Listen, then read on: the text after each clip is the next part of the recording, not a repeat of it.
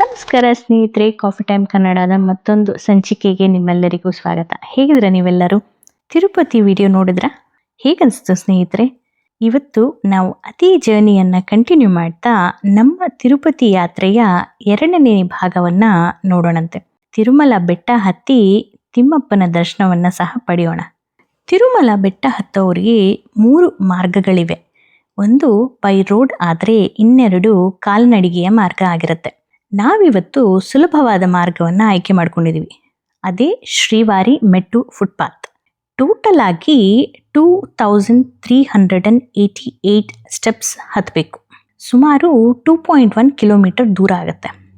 ಅದೇ ಇನ್ನೊಂದು ಮಾರ್ಗ ಆದಂಥ ಅಲಿಪಿರಿ ಮಾರ್ಗ ತಗೊಂಡ್ರೆ ಆಲ್ಮೋಸ್ಟ್ 8 ಕಿಲೋಮೀಟರ್ಸ್ ಆಗುತ್ತೆ. ನಾನು ಹಿಂದಿನ ವಿಡಿಯೋದಲ್ಲಿ ಹೇಳಿದ್ದೆ ಅಲ್ವಾ, ಫಸ್ಟ್ ಟೈಮ್ ನಾನೊಂದು ಕೆಲಸ ಮಾಡ್ತಾ ಇದ್ದೀನಿ ಅಂತ. ಅದೇ ಫಸ್ಟ್ ಟೈಮ್ ನಾನು ಮಾಡ್ತಾ ಇರೋ ಕೆಲಸನೇ ಈ ಬೆಟ್ಟ ಹತ್ತಿರೋದು. ಹಾಗಾಗಿ ನಾನು ಈಸಿ ಮತ್ತು ಸಿಂಪಲ್ ರೂಟನ್ನು ಚೂಸ್ ಮಾಡಿಕೊಂಡೆ. ಶ್ರೀವಾರಿ ಮೆಟ್ಟು ಫುಟ್ಪಾತಕ್ಕೆ ನಾವು ಬರಬೇಕು ಅಂದರೆ ತಿರುಪತಿ ಬಸ್ ಸ್ಟ್ಯಾಂಡಿಂದ ಸುಮಾರು 19 ಕಿಲೋಮೀಟರ್ಸ್ ಆಗುತ್ತೆ.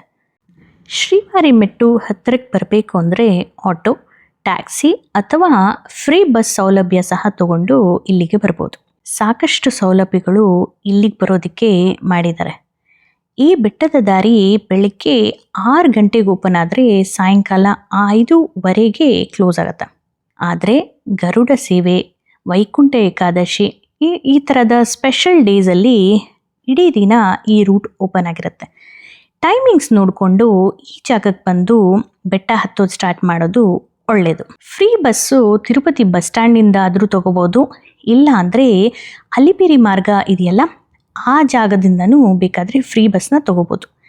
ಇಲ್ಲ ಅಂದರೆ ಶ್ರೀನಿವಾಸ ಮಂಗಾಪುರಂ, ನಾನು ಹಳೆ ವಿಡಿಯೋದಲ್ಲಿ ತೋರಿಸಿದ್ನಲ್ಲ, ಅಲ್ಲಿಗೆ ಬಂದು ಅಲ್ಲಿಂದನೂ ಸಹ ಈ ಬಸ್ ಅಥವಾ ಆಟೋ, ಟ್ಯಾಕ್ಸಿ ಯಾವ್ದು ಬೇಕಾದರೂ ಸಿಗುತ್ತೆ. ಅಲ್ಲಿಂದನೂ ಈಸಿಯಾಗಿ ಇಲ್ಲಿಗೆ ಬರ್ಬೋದು. ತಿರುಪತಿಯಿಂದ ನಾವು ಇಲ್ಲಿಗೆ ಬಂದು ಸೇರೋ ಅಷ್ಟರಲ್ಲಿ ಸುಮಾರು ತುಂಬ ಹೊತ್ತು ತೊಗೊಳ್ತು. ಯಾಕಂದರೆ ನೋಡಿದ್ರಲ್ಲ ಎಷ್ಟೊಂದು ಟ್ರಾಫಿಕ್ ಇತ್ತು ಅಂತ. ಆದರೆ ಸುಂದರವಾದ ದೃಶ್ಯನ ನೋಡ್ತಾ ಬೆಳಗ್ಗೆ ನಾವು ಆ ಒಂದು ದೃಶ್ಯನ ಎಂಜಾಯ್ ಮಾಡ್ತಾ ಇಲ್ಲಿಗೆ ಬಂದು ಸೇರಿದ್ವಿ. ಇಲ್ಲಿಗೆ ಬಂದು ಸೇರ್ತಿದ್ದಂತೆ ನಮಗೆ ಅಷ್ಟೇನು ಕ್ರೌಡ್ ಕಾಣಿಸಿಲ್ಲ.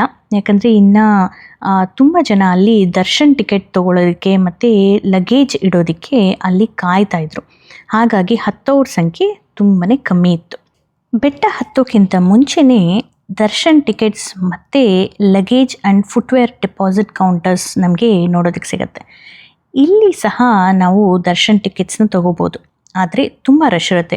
ಸೊ ಹಾಗಾಗಿ ಮುಂಚಿತವಾಗಿ ಪ್ಲ್ಯಾನ್ ಮಾಡಿಕೊಂಡು ಟಿಕೆಟ್ಸ್ ತೊಗೊಂಬರೋದು ತುಂಬ ಒಳ್ಳೆಯದು. ಹೆವಿ ಲಗೇಜ್ ಮತ್ತು ಫುಟ್ವೇರ್ನ ನಾವೆಲ್ಲಿ ಡ್ರಾಪ್ ಮಾಡಿದ್ರೆ ನಾವು ಬೆಟ್ಟ ಹತ್ತಿದ ತಕ್ಷಣ ಅಲ್ಲೊಂದು ಕೌಂಟರ್ ಇದೆ, ಅಲ್ಲಿ ನಾವು ಪಿಕಪ್ ಮಾಡ್ಕೋಬೋದು. ಈಸಿಯಾಗಿ ಸೈನ್ ಬೋರ್ಡ್ಸ್ ಎಲ್ಲ ಹಾಕಿದ್ದಾರೆ. ಸೊ ಅದನ್ನು ಫಾಲೋ ಮಾಡಿದ್ರೆ ಅಲ್ಲಿ ಹೋಗಿ ನಾವು ಪಿಕಪ್ ಮಾಡ್ಕೋಬೋದು. ಬೆಟ್ಟ ಹತ್ತೋಕೆ ಶುರು ಮಾಡ್ತಿದ್ದಂತೆ ನಮಗೆ ವೆಂಕಟೇಶ್ವರನ ದೇವಸ್ಥಾನ ನೋಡೋದಕ್ಕೆ ಸಿಗುತ್ತೆ. ಅಲ್ಲಿ ದೇವರ ದರ್ಶನವನ್ನು ಪಡೆದು ನಮ್ಮ ಈ ಬೆಟ್ಟ ಹತ್ತೋ ಪ್ರಾಸೆಸ್ ಏನಿದೆ ಅದು ಸುಲಭವಾಗಿ ಆಗಲಿ ಅಂತ ಹೇಳಿ ಬೇಡ್ಕೊಳ್ತಾ ನಾವು ಬೆಟ್ಟ ಹತ್ತೋದಕ್ಕೆ ಶುರು ಮಾಡಿದ್ವಿ. ಬೆಟ್ಟ ಹತ್ತುವಾಗ ಪ್ಲಾಸ್ಟಿಕ್ ವಾಟರ್ ಬಾಟಲ್ಸ್ನ ಅಲ್ಲೂ ಮಾಡೋದಿಲ್ಲ, ಸೆಕ್ಯೂರಿಟಿ ಚೆಕ್ ಮಾಡ್ತಾರೆ. ಸೊ ಅಲ್ಲೇ ಮಾಡುವಾಗ ಅದನ್ನು ಡಿಸ್ಕಾರ್ಡ್ ಮಾಡಿಬಿಡ್ತಾರೆ. ಈ ಮಾರ್ಗದಲ್ಲಿ ಹೋಗುವಾಗ ಮಾತ್ರನೇ ಅಲ್ಲ, ಯಾವುದೇ ಮಾರ್ಗ ತೊಗೊಂಡ್ರು, ಅಂದರೆ ನಾನು 3 ಮಾರ್ಗ ಇದೆ ಅಂತ ಹೇಳಿದ್ನಲ್ಲ ಬೆಟ್ಟದ ಮೇಲೆ ಹೋಗೋದಕ್ಕೆ, ಆ ಯಾವುದೇ ಮಾರ್ಗ ತೊಗೊಂಡು ಹೋದ್ರೂ ಪ್ಲಾಸ್ಟಿಕ್ ವಾಟರ್ ಬಾಟಲ್ಸ್ ಅಲೋ ಇಲ್ಲ. ಯಾಕಂದರೆ ಬೆಟ್ಟದ ಮೇಲೆ ಪ್ಲಾಸ್ಟಿಕ್ ಫ್ರೀ ಝೋನನ್ನು ಕ್ರಿಯೇಟ್ ಮಾಡ್ತಾ ಇದ್ದಾರೆ. ಹಾಗಾಗಿ ಅಲ್ಲಿ ಅಲೋವಿಲ್ಲ. ಈ ರೂಟ್ ಯೂಸ್ ಮಾಡಿ ನಾವು ಬೆಟ್ಟ ಹತ್ತಾ ಇದ್ದೀವಿ ಅಂದರೆ ಒಂದು ಮುಖ್ಯವಾದ ವಿಷಯನ ಗಮನದಲ್ಲಿಟ್ಕೋಬೇಕು. ಏನಂದರೆ ನೀರು ಎಲ್ಲೂ ಸಿಗೋದಿಲ್ಲ, ಅಂದರೆ ವಾಟರ್ ಬಾಟಲ್ ಸೇಲ್ಗೆ ಎಲ್ಲೂ ಸಿಗೋದಿಲ್ಲ. ತುಂಬ ದೂರದವರೆಗೂ ಸಿಗದೇ ಇರೋ ಕಾರಣ ನಾವು ನಮ್ಮ ವಾಟರ್ ಬಾಟಲ್ಸ್ನ ತೊಗೊಂಡು ಹೋಗೋದು ಒಳ್ಳೆಯದು. ಯಾಕಂದರೆ ಅಲ್ಲಲ್ಲಿ ಟ್ಯಾಪ್ ಇದೆ, ಸೊ ಅಲ್ಲಿ ನಾವು ಫಿಲ್ ಮಾಡ್ಕೋಬೋದು. ಹಾಗಾಗಿ ಗ್ಲಾಸ್ ಬಾಟಲ್ ಇರ್ಬೋದು, ಇಲ್ಲಾಂದರೆ ಮೆಟಲ್, ಈ ಥರ ಸಾಕಷ್ಟು ಆಪ್ಷನ್ಸ್ ಇದೆ ಅಲ್ಲ, ಆ ಥರ ವಾಟರ್ ಬಾಟಲ್ಸ್ ತೊಗೊಂಡು ಹೋದರೆ ತುಂಬಾ ಒಳ್ಳೆಯದು. 1200 ಸ್ಟೆಪ್ಸ್ವರೆಗೂ ಸ್ಟೆಪ್ಸ್ ಎಲ್ಲ ತುಂಬಾ ವಿಶಾಲವಾಗಿ ಸಣ್ಣ ಸಣ್ಣ ಸ್ಟೆಪ್ಸ್ ಇದ್ದರೆ ನಂತರ ಸ್ವಲ್ಪ ಸ್ಟೀಪ್ ಆಗುತ್ತೆ. ತುಂಬ ಹುಷಾರಾಗಿ ಹತ್ತಬೇಕು. 1200 ಸ್ಟೆಪ್ಸ್ ಹತ್ತಿದ ನಂತರ ಅಲ್ಲಿನ ವ್ಯೂ ತುಂಬಾ ಸುಂದರವಾಗಿರುತ್ತೆ. ನೋಡ್ತಾ ಇದ್ದೀರಲ್ಲ ಎಷ್ಟು ಚೆನ್ನಾಗಿದೆ ಅಂತ ಹೇಳಿಬಿಟ್ಟು ಸ್ವಲ್ಪ ಹೊತ್ತಲ್ಲಿ ಸುಸ್ತಾಯಿಸ್ಕೊಂಡು ಆ ವ್ಯೂನ ಎಂಜಾಯ್ ಮಾಡೋದನ್ನು ಮರಿಬೇಡಿ. ಪ್ರತಿ ಹಂತದಲ್ಲೂ ಎಷ್ಟು ಸ್ಟೆಪ್ಸ್ ಕಂಪ್ಲೀಟ್ ಆಯಿತು ಅಂತ ಬೋರ್ಡು ಹಾಕಿದರೆ, ಅಷ್ಟೇ ಅಲ್ಲದೆ ಮೆಟ್ಲ ಮೇಲೆ ಸಹ ಕಾರ್ವಿಂಗ್ ನಮಗೆ ನೋಡೋದಕ್ಕೆ ಸಿಗುತ್ತೆ. ಬೆಟ್ಟ ಹತ್ತುವಾಗ ಇನ್ನೊಂದು ವಿಷಯ ನಾವೆಲ್ಲರೂ ಗಮನದಲ್ಲಿಟ್ಕೋಬೇಕು ಸ್ನೇಹಿತರೆ. ಬೆಟ್ಟ ಹತ್ತುವಾಗ ಯಾವುದೇ ಪ್ರಾಣಿಗಳನ್ನು ಅಲ್ಲಿ ಫೀಡ್ ಮಾಡಬೇಡಿ. ನಾವು ತಿನ್ನೋ ಪದಾರ್ಥ ಅದರ ಆಹಾರ ಅಲ್ಲ, ಅದು ಗಮನದಲ್ಲಿಟ್ಕೊಳ್ಳಿ. ಬೆಟ್ಟ ಹತ್ತೋ ಮಾರ್ಗದಲ್ಲಿ ಈ ರೀತಿ ಸಣ್ಣ ಸಣ್ಣದಾದಂಥ ಮಂಟಪಗಳು, ದೇವರ ಮೂರ್ತಿಗಳನ್ನು ನಾವು ದರ್ಶನ ಮಾಡಿಕೊಂಡು ನಾವು ನಮ್ಮ ಬೆಟ್ಟ ಹತ್ತೋ ಪ್ರಯಾಣವನ್ನು ಮುಂದುವರಿಸಿದ್ವಿ. ಈ ಬೆಟ್ಟ ಹತ್ತುವಾಗ ಕೆಲವರಂತೂ ಈ ರೀತಿ ಅರ್ಶಿನ ಕುಂಕುಮ ಹಚ್ತಾ ಮೆಟ್ಲುಗಳಿಗೆ ಹತ್ತಾ ಇದ್ರು. ಸಣ್ಣ ಮಕ್ಕಳಿಂದ ಹಿಡಿದು ದೊಡ್ಡವರು ಸಹ ಈ ರೀತಿ ಬಗ್ಗಿ ಅರ್ಶಿನ ಕುಂಕುಮನ ಮೆಟ್ಲುಗಳಿಗೆ ಹಚ್ತಾ ಹತ್ತೋದನ್ನು ನೋಡಿದಾಗ ನನ್ನ ಉತ್ಸಾಹ ಇನ್ನಷ್ಟು ಹೆಚ್ಚಾಯಿತು. ಯಾಕಂದರೆ ನಾನು ಬರೀ ಬೆಟ್ಟ ಹತ್ತಿರೋದಷ್ಟೆ. ಹಾಗಿದ್ಮೇಲೆ ನಾನು ಸುಸ್ತು ಆಯಾಸ ಅಂತ ಹೇಳಬಾರ್ದಲ್ವ. ಅದರಲ್ಲೂ ಕಂಟಿನ್ಯೂಸ್ ಆಗಿ ಅಲ್ಲಿ ದೇವರ ನಾಮಸ್ಮರಣೆ ನಮಗೆ ಕೇಳೋದಕ್ಕೆ ಸಿಗತ್ತೆ.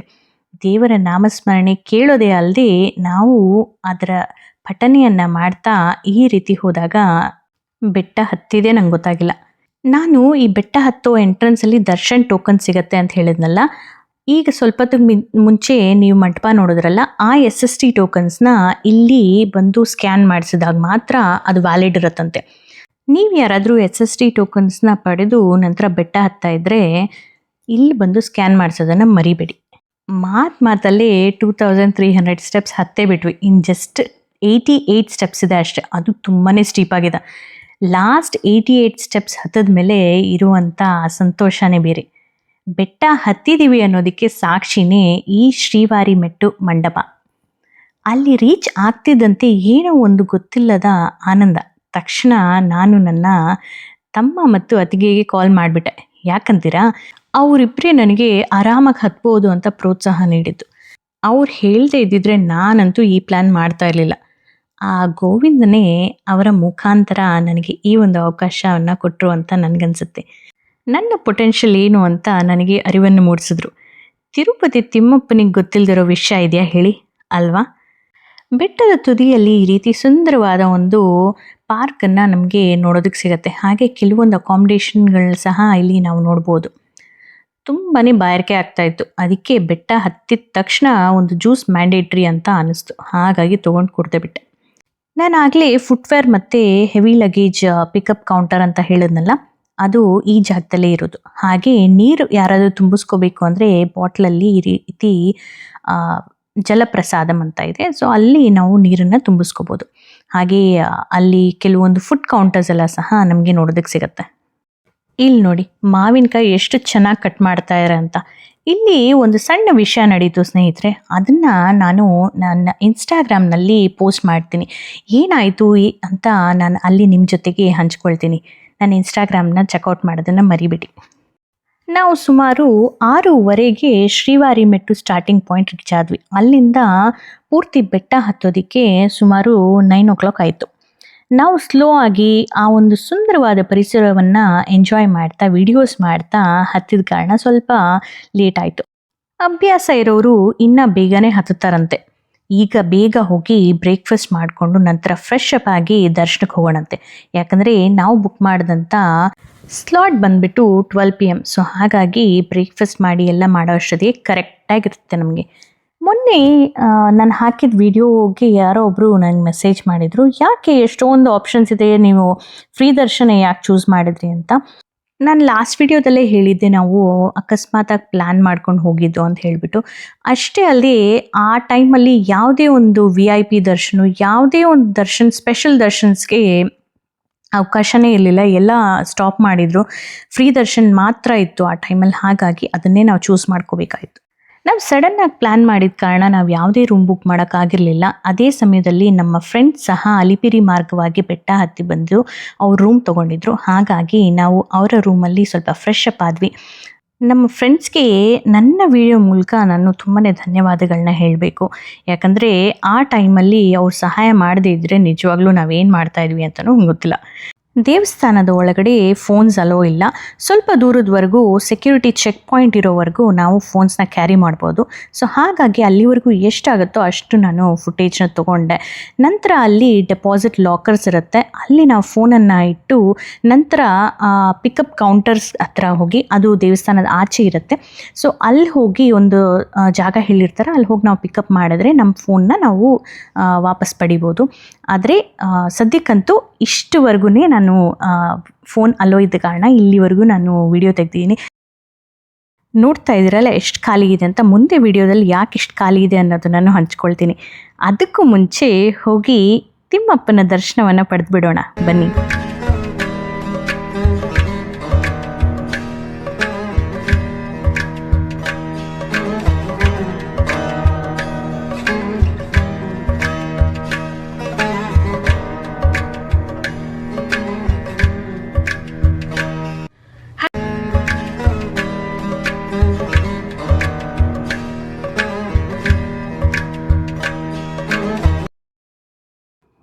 ದರ್ಶನವನ್ನು ಮಾಡ್ಕೊಂಡ್ರ ಚೆನ್ನಾಗೈತಲ್ಲ. ನಮಗೂ ಆವತ್ತು ದರ್ಶನ ತುಂಬಾ ಚೆನ್ನಾಗಾಯಿತು. ನೀವಾಗಲೇ ನೋಡಿದ್ರಲ್ಲ ಫ್ರೀ ದರ್ಶನ್ ಕ್ಯೂ ಅಲ್ಲಿ ಎಷ್ಟು ಖಾಲಿ ಇತ್ತು ಅಂತ. ಹೌದು ಸ್ನೇಹಿತರೆ, ಆವತ್ತಿನ ದಿನ ತುಂಬಾ ಖಾಲಿ ಇತ್ತು. ವಿಧವಾದ ಸ್ಪೆಷಲ್ ದರ್ಶನ್ಸ್ ಎಲ್ಲ ಇಲ್ಲದೇ ಇದ್ದಿದ್ದ ಕಾರಣ ಈ ದರ್ಶನಲ್ಲೂ ಬೇಗ ಹೋಗಿ ತಿಮ್ಮಪ್ಪನ ದರ್ಶನ ಪಡೆದು ನಾವು ಈ ರೀತಿ ಸುಮಾರು 4 hours ಅಲ್ಲಿ ನಮಗೆ ದರ್ಶನ ಆಗಿಬಿಡ್ತು. ಸುಮಾರು ವರ್ಷಗಳ ನಂತರ ಹೋದಾಗ ನನಗೆ ಆ ದೇವರ ಒಂದು ದರ್ಶನ ಪಡೆದಾಗ ನಿಜವಾಗ್ಲೂ ನನ್ನ ಪದಗಳಲ್ಲಿ ವರ್ಣಿಸೋಕ್ಕೆ ಆಗಲ್ಲ, ಅಷ್ಟು ಸಂತೋಷ ಆಯಿತು. ರಶ್ ಇಲ್ಲ, ಅದರಲ್ಲೂ ನಾವು ನಿಂತು ದೇವರನ್ನು ಪ್ರಾರ್ಥನೆ ಮಾಡೋದಕ್ಕೂ ಅಲ್ಲಿ ಒಂದು ಅವಕಾಶ ಇತ್ತು. ಯಾರೂ ಅಲ್ಲಿ ತಳ್ಳೋರಿರಲಿಲ್ಲ. ತುಂಬಾ ನಿಧಾನವಾಗಿ ದೇವರ ಒಂದು ದರ್ಶನವನ್ನು ಪಡೀತಾ ನಾವು ಹೊರಗೆ ಬಂದ್ವಿ. ಈ ರೀತಿ ಹೊರಗೆ ಬಂದು ದರ್ಶನ ಆದಮೇಲೆ ತಿರುಪತಿ ಲಡ್ಡು ತೊಗೊಳ್ದೇ ಇದ್ರೆ ಆಗತ್ತಾ? ಲಡ್ಡು ತೊಗೊಳ್ಳೋ ಕೌಂಟರ್ನ ಹುಡುಕ್ತಾ ಇದ್ವಿ. ಅದಕ್ಕೂ ಮುಂಚೆ ನಾವು ಒಳಗಡೆ ಟೆಂಪಲ್ ಎಂಟರ್ ಆಗೋಕ್ಕೆ ಮುಂಚೆ ನಾವು ಫೋನ್ ಡೆಪಾಸಿಟ್ ಮಾಡಿದ್ವಲ್ಲ, ಆ ಫೋನ್ ಡೆಪಾಸಿಟ್ ಎಲ್ಲಿ ಮಾಡಿದ್ವೋ ಅಲ್ಲೇ ತೊಗೊಳೋದಕ್ಕಾಗೋದಿಲ್ಲ. ಹೊರಗೆಲ್ಲೋ ಅವ್ರು ತೊಗೋಬೇಕು ಅಂತ ಹೇಳಿದ್ರು, ಆ ಕೌಂಟರ್ನ ಸಹ ಹುಡುಕ್ತಾ ಇದ್ವಿ. ನಂತರ ಸರಿ ಆಚೆ ಬರ್ತಿದ್ದಂತೆ ಈ ರೀತಿ ಬೋರ್ಡ್ ಕಾಣಿಸ್ತು, ಲಡ್ಡು ಕೌಂಟರ್ ಅಂತ ಇದ್ದ ಕಾರಣ ಈ ರೀತಿ ಬಂದ್ವಿ. ಇಲ್ಲಿ ಬಂದು ನೋಡ್ತೀವಿ, ಇಲ್ಲೂ ಅಷ್ಟಾಗೇನು ರಶ್ ಇಲ್ಲ. ಆದರೆ ಮುಂಚೆ ದೇವಸ್ಥಾನದ ಪಕ್ಕದಲ್ಲೇ ಇದ್ದಂಥ ಕೌಂಟರು ಈಗ ತುಂಬಾ ದೂರ ನಡಿಬೇಕು. ಹೋಗ್ತಾನೇ ಇದ್ದೀವಿ. ಬೆಟ್ಟ ಬೇರೆ ಹತ್ತು ಬಂದಿದ್ವಿ, ಕ್ಯೂ ಅಲ್ಲಿ ಅಷ್ಟೊತ್ತು ನಿಂತಿದ್ವಿ. ಇದೆಲ್ಲ ಆದಮೇಲೆ ಮತ್ತೆ ನಡೀತಾ ಇದ್ದರೆ ಕಾಲೆಲ್ಲ ಎಳೀತಾ ಇತ್ತು. ಆದ್ರೂ ಲಡ್ಡು ತಿನ್ನೋ ಒಂದು ಉತ್ಸಾಹದಲ್ಲಿ ಲಡ್ಡು ಕೌಂಟರ್ನ ಹುಡ್ಕೊಂಡು ಹೊರಟೆ ಹೋದ್ವಿ. ಅಲ್ಲಿ ಹೋಗಿ ನಾವು ಲಡ್ಡುವನ್ನು ಪಿಕಪ್ ಮಾಡಿಕೊಂಡು ನಂತರ ನಾವು ಬಂದು ನಮ್ಮ ಫೋನನ್ನು ಪಿಕಪ್ ಮಾಡ್ಕೊಂಡ್ವಿ. ಫೋನ್ ಇಲ್ಲದೆ ಇದನ್ನು ಹೆಂಗೆ ವಿಡಿಯೋ ಮಾಡಿದ್ರು ಅಂತ ಅನ್ಕೊತಾ ಇರ್ತೀರ. ಫೋನ್ ಪಿಕಪ್ ಮಾಡ್ಕೊಂಬಂದು ಮತ್ತೆ ಇದನ್ನೆಲ್ಲ ಬಂದು ವಿಡಿಯೋ ಮಾಡಿ ನಂತರ ನಾನೀಗ ನಿಮ್ಮ ಜೊತೆ ಹಂಚ್ಕೊಳ್ತಾ ಇದ್ದೀನಿ. ನೋಡಿ, ಆ ಒಂದು ಗೋಪುರ ಎಷ್ಟು ಸುಂದರವಾಗಿ ಅನಿಸ್ತಾ ಇದೆ. ನನಗಂತೂ ಅವಕಾಶ ಇದ್ದಿದ್ರೆ ಮತ್ತೆ ಹೋಗಿ ದೇವರ ದರ್ಶನ ಮಾಡ್ಕೊತಾ ಇದ್ದೆ ನಾನು. ಆದರೆ ಏನು ಮಾಡೋದು, ಈ ಸಲ ಇಷ್ಟೇ ಅಂತ ಹೇಳಿ ಸಮಾಧಾನ ಮಾಡಿಕೊಂಡು ಮುಂದಿನ ಸಲ ಮತ್ತೆ ನಿನ್ನ ದರ್ಶನಕ್ಕೆ ಬರ್ಮಾಡ್ಕೊಳಪ್ಪ ಅಂತ ಹೇಳಿ ದೇವರಿಗೆ ಬೇಡ್ಕೊಂಡು ವಾಪಸ್ಸಾದ್ವಿ. ತೆಲುಗು ಮಾತಾಡೋ ಅಂಥ ಸ್ಟೇಟ್ಸ್ ಅವರೆಲ್ಲ ತಿರುಪತಿಗೆ ಹೋಗ್ತಾರೆ ಅಂತ ನಾನು ಮೊನ್ನೆವರೆಗೂ ಅಂದ್ಕೊಂಡಿದ್ದೆ. ಮೊನ್ನೆ ನನಗೆ ಗೊತ್ತಾಯಿತು, ಇಲ್ಲ ಯಾರು ಆ ಥರ ಎಲ್ಲರೂ ಹೋಗೋರು ಇರಲ್ಲ ಅಂತ ಹೇಳಿಬಿಟ್ಟು. ಹಾಗಾಗಿ ನನ್ನ ಫ್ರೆಂಡ್ ಒಬ್ಬರು ಅಲ್ಲಿ ಬೆಟ್ಟದ ಮೇಲೆ ಏನೆಲ್ಲ ಇದೆ, ದೇವಸ್ಥಾನ ಸುತ್ತ ಏನೆಲ್ಲ ಇದೆ ಅಂತ ವಿಡಿಯೋ ಮಾಡಿ ಶೇರ್ ಮಾಡು ಅಂತ ಕೇಳಿದ್ರು. ಅದಕ್ಕೆ ಅಂತಲೇ ನಾನು ಮತ್ತೆ ಹೋಗಿ ಇದನ್ನೆಲ್ಲ ವಿಡಿಯೋ ಮಾಡಿಕೊಂಡು ನಿಮ್ಮ ಜೊತೆ ಹಂಚ್ಕೊಂಡಂಗಾಗುತ್ತೆ. ಹಾಗೆಯೇ ನನ್ನ ಫ್ರೆಂಡ್ ಥರ ಸಾಕಷ್ಟು ಜನ ಹೋಗೋಕ್ಕಾಗಿರಲ್ಲ ಅಲ್ವಾ, ಅಂಥವರು ಈ ಜಾಗನ ನೋಡ್ದಂಗಾಗತ್ತೆ ಅಂತ ಹೊರಾಂಗಣದ ಎಲ್ಲ ಕ್ಲಿಪ್ಪಿಂಗ್ಸ್ನ ನಾನು ನಿಮ್ಮ ಜೊತೆ ಶೇರ್ ಮಾಡ್ತಾಯಿದ್ದೀನಿ. ಅಫ್ಕೋರ್ಸ್ ಒಳಗಡೆ ಹೋಗಿ ನಾನು ವಿಡಿಯೋ ಎಲ್ಲ ಮಾಡೋಕ್ಕಾಗಲ್ಲ. ಹಾಗಾಗಿ ನನಗೆ ಎಲ್ಲೋ ಸಿಕ್ಕಂಥ ಒಂದು ಬಿಟ್ಟನ್ನು ನಾನು ಸ್ವಲ್ಪತ್ತಿಗೆ ಮುಂಚೆ ನಾನು ನಿಮ್ಮ ಜೊತೆ ಶೇರ್ ಮಾಡಿಕೊಂಡೆ. ಫಾರ್ ಶ್ಯೂರ್ ನನ್ನ ಫ್ರೆಂಡ್ಗಂತೂ ಈ ವಿಡಿಯೋ ತುಂಬಾ ಇಷ್ಟ ಆಗುತ್ತೆ ಅಂತ ಅಂದ್ಕೊಂಡಿದ್ದೀನಿ.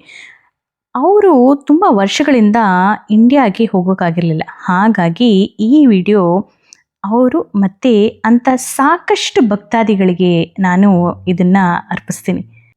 ತಿಮ್ಮಪ್ಪನ ದರ್ಶನದ ನಂತರ ಹೊರಗೆ ಬಂದು ನಾವು ಆಂಜನೇಯ ಸ್ವಾಮಿಯ ದರ್ಶನವನ್ನು ಪಡೆದು ನಂತರ ವರಾಹ ಸ್ವಾಮಿಯ ದರ್ಶನವನ್ನು ಸಹ ಮಾಡ್ಕೊಂಡ್ವಿ.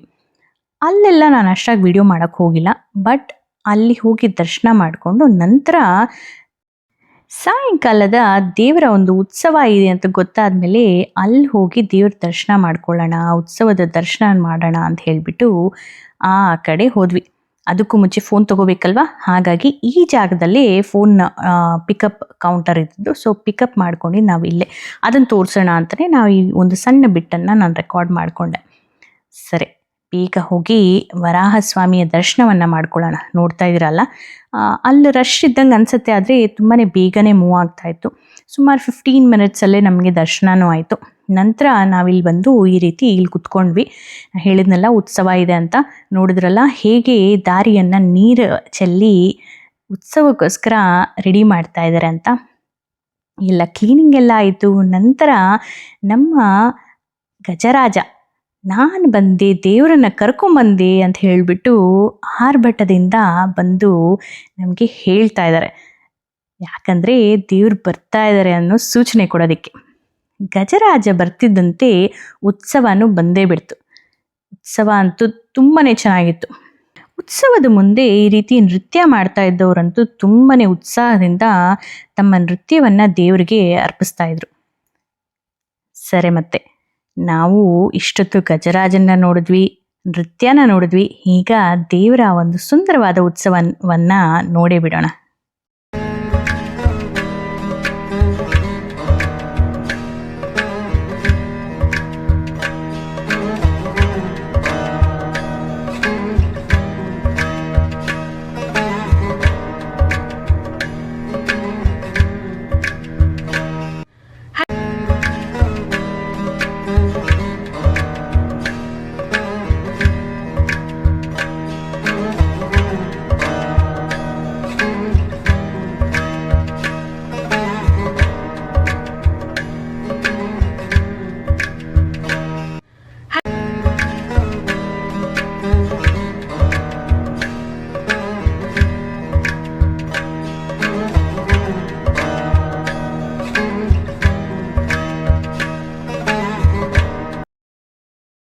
ಉತ್ಸವವನ್ನು ನೋಡಿದ್ವಿ, ದೇವ್ರ ದರ್ಶನವನ್ನು ಮಾಡ್ಕೊಂಡ್ವಿ. ಹಾಗೆ ನಾವು ಇಲ್ಲಿ ಹೊಸದಾಗಿ ಕಟ್ಟಿರುವಂಥ ಈ ಒಂದು ಡೈನಿಂಗ್ ಹಾಲಿಗೆ ಬಂದು ದೇವರ ಪ್ರಸಾದವನ್ನು ಸಹ ಸ್ವೀಕಾರ ಮಾಡೋಣ ಅಂತ ಬಂದ್ವಿ. ಅದಕ್ಕೂ ಮುಂಚೆ ನಾನು ಬೆಳಕಿರುವಾಗಲೇ ಆ ಹೊರಾಂಗಣದ ಒಂದು ಸ್ಮಾಲ್ ಕ್ಲಿಪ್ಪಿಂಗ್ಸ್ ತೊಗೊಂಡಿದ್ದೆ, ಅದನ್ನು ನಾನು ನಿಮ್ಮ ಜೊತೆ ಇವಾಗ ಶೇರ್ ಮಾಡ್ತಾ ಇದ್ದೀನಿ. ಈ ರೀತಿ ಮತ್ತೆ ಲೈನಲ್ಲಿ ಇದ್ದು ನಂತರ ಎಂಟರ್ ಆಗಿ ತುಂಬಾ ಆರ್ಗನೈಸ್ಡ್ ಆಗಿರುವಂಥ ಈ ಡೈನಿಂಗ್ ಹಾಲಿಗೆ ಬಂದ್ವಿ. ತುಂಬ ವರ್ಷಗಳ ನಂತರ ನಾನಿಲ್ಲಿ ಅನ್ನಪ್ರಸಾದ ಸ್ವೀಕಾರ ಮಾಡೋಕ್ಕೆ ಬಂದಿದ್ದೀನಿ. ಯಾವಾಗಲೂ ಚಿಕ್ಕ ವಯಸ್ಸಲ್ಲಿ ನಾನು ಹೋದಂತು. ನಂತರ ಈ ರೀತಿ ಅನ್ನಪ್ರಸಾದ ಸಿಗೋದು ತುಂಬಾ ಕಷ್ಟ ಆಗಿಬಿಟ್ಟಿತ್ತು. ಯಾಕಂದರೆ ಜನ ಜಾಸ್ತಿ ಇರ್ತಾಯಿದ್ರು. ಅಲ್ಲಿ ಒಂದೊಂದು ಸಲ ಸಿಗೋದು, ಒಂದೊಂದು ಸಲ ಸಿಗ್ತಾ ಇರಲಿಲ್ಲ. ಆ ಲೈನಲ್ಲಿ ನಿಂತ್ಕೊಂಡು ತುಂಬಾ ಕಷ್ಟ ಆಗೋದು ಅಂತ ಹೇಳಿ ಹೋಗ್ತಾನೆ ಇರಲಿಲ್ಲ. ಆದರೆ ಈಗ ಹೊಸದಾಗಿ ಕಟ್ಟಿದ್ದಾರೆ ಅಂತ ನಮ್ಮ ಸ್ನೇಹಿತರಿದ್ರು ಅಂತ ಹೇಳಿದ್ನಲ್ಲ, ಅವ್ರು ಹೇಳಿದ್ರು. ಹಾಗಾಗಿ ನಾವಿಲ್ಲಿ ಬಂದ್ವಿ. ನೋಡಿ ಎಷ್ಟು ಸುಂದರವಾಗಿ ಕಟ್ಟಿದ್ದಾರೆ ಅಂತ. ಆ ಇಡೀ ಬೆಟ್ಟದ ಒಂದು ದೃಶ್ಯವನ್ನು ಅಲ್ಲಿ ಚೆನ್ನಾಗಿ ರಿಕ್ರಿಯೇಟ್ ಮಾಡಿದ್ದಾರೆ. ಅಲ್ಲಿನ ವಾಲಂಟಿಯರ್ಸು ಅಷ್ಟೇ ತುಂಬಾ ತಾಳ್ಮೆಯಿಂದ ಬಡಿಸ್ತಾ ಇದ್ರು. ಇಷ್ಟು ಸುಂದರವಾಗಿರುವಂಥ ವಾತಾವರಣದಲ್ಲಿ ನಿಧಾನವಾಗಿ ನಾವು ತಿನ್ನೋದನ್ನು ಅವರು ನಿಧಾನವಾಗಿ ಬಡಿಸ್ತಾ ಇದ್ದಾಗ ಇನ್ನೇನು ಬೇಕು ಹೇಳಿ. ಆ ದೇವರ ದರ್ಶನ, ನಂತರ ಆ ದೇವರ ಒಂದು ಕೃಪಾ ಕಟಾಕ್ಷ ಮತ್ತು ದೇವರ ಒಂದು ಪ್ರಸಾದ, ಇಷ್ಟೇ ಅಲ್ವಾ. ಪ್ರಸಾದದ ವಿಡಿಯೋ ನಾನು ತೊಗೊಂಡಿಲ್ಲ, ಯಾಕಂದರೆ ತುಂಬಾ ಹೊಟ್ಟೆ ಹಸಿವಾಗಿತ್ತು. ಹಾಗಾಗಿ ನಾನು ವಿಡಿಯೋ ತೊಗೊಳೋದು ಮರ್ತೇ ಹೋದೆ. ವಿಡಿಯೋ ಇಷ್ಟ ಆದಲ್ಲಿ ಹೇಗನ್ನಿಸ್ತು ಅಂತ ತಿಳಿಸೋದನ್ನು ಮರಿಬೇಡಿ. ಹಾಗೆ ಫ್ರೆಂಡ್ಸ್ ಆ್ಯಂಡ್ ಫ್ಯಾಮಿಲಿ ಜೊತೆ ಶೇರ್ ಮಾಡೋದನ್ನು ಮರಿಬೇಡಿ. ಕಮೆಂಟ್ ಮಾಡಿದ್ರೆ ಮತ್ತು ವಿಡಿಯೋನ ಸೇವ್ ಮಾಡಿಕೊಂಡಾಗ ಸಾಕಷ್ಟು ರೀಚ್ ಸಿಗತ್ತೆ. ನಾನು ಈ ವಿಡಿಯೋನ ನಿಮ್ಮ ಮುಂದೆ ತೊಗೊಂಬರೋದಕ್ಕೆ ಪಡುವಂಥ ಶ್ರಮಕ್ಕೆ ಒಂದು ಪ್ರತಿಫಲ ಸಿಕ್ಕಂಗಾಗತ್ತೆ. ಸಬ್ಸ್ಕ್ರೈಬ್ ಮಾಡ್ಕೊಂಡಿರೋ ಎಲ್ಲರಿಗೂ ತುಂಬಾ ಧನ್ಯವಾದಗಳು. ಇನ್ನೂ ಮಾಡ್ಕೊಂಡಿಲ್ಲ ಅಂದರೆ ಈಗಲೇ ಮಾಡ್ಕೊಳ್ಳಿ. ಚಾನಲ್ ಸಬ್ಸ್ಕ್ರಿಪ್ಷನ್ ಫ್ರೀ ಇದೆ. ಸರಿ, ಮತ್ತೆ ಮುಂದಿನ ಸಂಚಿಕೆಯಲ್ಲಿ ಮತ್ತೊಂದು ಇಂಟ್ರೆಸ್ಟಿಂಗ್ ವಿಡಿಯೋದೊಂದಿಗೆ ಮತ್ತೆ ಭೇಟಿ ಆಗ್ತೀನಿ. ಅಲ್ಲಿವರೆಗೂ ಗೊತ್ತಲ್ಲ, ಖುಷಿಯಾಗಿರಿ, ಖುಷಿನ ಹಂಚ್ತಾ ಇರಿ. ಬಾಯ್.